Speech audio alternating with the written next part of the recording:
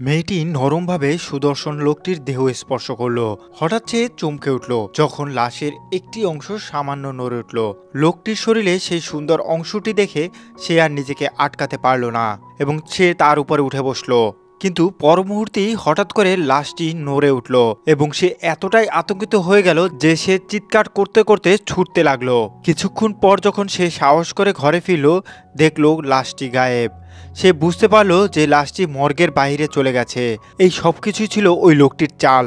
যখন এই সত্যটা সামনে এলো তখন মেয়েটির কাছে এইসব বিশ্বাস করাটা ছিল অসম্ভব। সে চাকরি ছেড়ে দিল এবং কসমেটিক্স বিক্রি করতে শুরু করলো। কিছু সপ্তাহের মধ্যে জীবন স্বাভাবিক হতে লাগলো। সে বিয়েও করে ফেললো।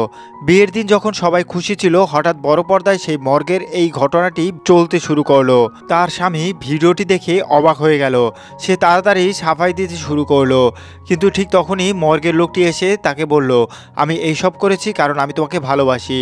তার স্বামী রাগ ও লজ্জায় পাগল হয়ে অনুষ্ঠান থেকে বেরিয়ে গেল। ভিডিওটি ইন্টারনেটে ভাইরাল হয়ে গেল এবং মেয়েটি ঠাট্টার পাত্রীতে পরিণত হলো। ভালো কাজ পাওয়া অসম্ভব হয়ে গেল। রেস্তোরাঁতে সব লোক তাকে দেখে হাসতে লাগলো, এমনকি বন্ধুরা তাকে অচেনা মনে করে নিজের মুখ লুকাতো। ভেঙে যাওয়া সেই মেয়েটি শেষমেশ অবশিষ্ট টাকা দিয়ে একটি বন্দুক কিনল এবং শপথ নিল যে সে এটার প্রতিশোধ নেবে।